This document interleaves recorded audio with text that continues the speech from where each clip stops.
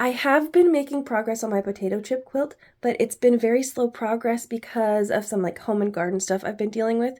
So this week, instead of a full video, I'm going to share just a little quick snippet of a quilting hack that I've been trying out.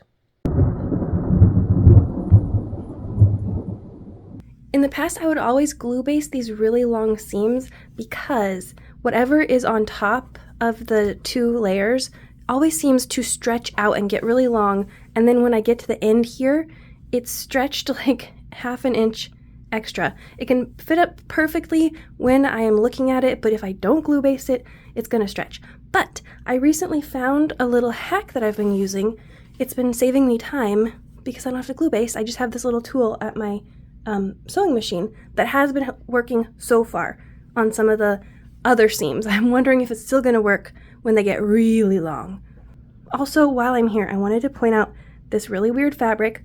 So this is what it looks like on the front, and then it has these long, maybe you'd call them drifts on the back, and I'm just trying to make sure that all of the see, look, this isn't connected to anything. It's just flopping around. So I'm trying to make sure that they're going to get caught in my seam.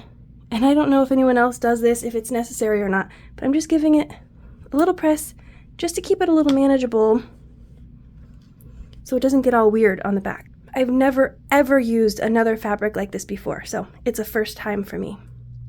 This is the tool I was talking about, and you don't need this specific thing. This is a seam guide or a seam gauge thing. So you put your needle down in one of these holes, and then you can move your seam guide and you get a certain size seam. But that's not what I'm using it for. And if you want to try this at home, you just need something that is long and flat and easy to hold.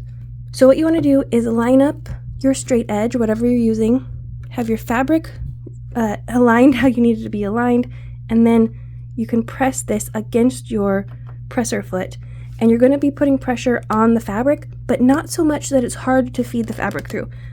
So you're going to have to do a little bit of a balancing act there, and then you'll just hold it in place on your fabric as it moves through your machine.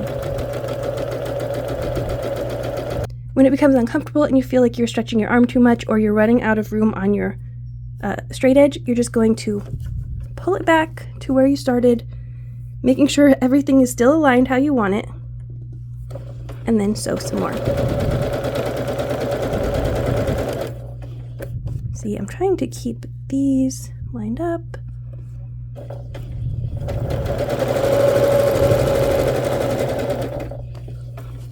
And this has been helping keep my top fabric from stretching. I don't know why it works, but I'm glad that it does work. Before you go, one more thing.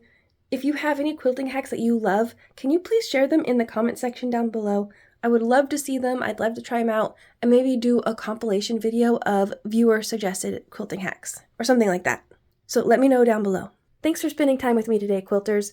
If you want to support this channel and help me buy supplies and materials for future videos, please visit my Buy Me a Coffee page linked in the description below. If you enjoyed this video, please like, comment, and subscribe so you don't miss upcoming videos. And I'll see you again real soon. Bye!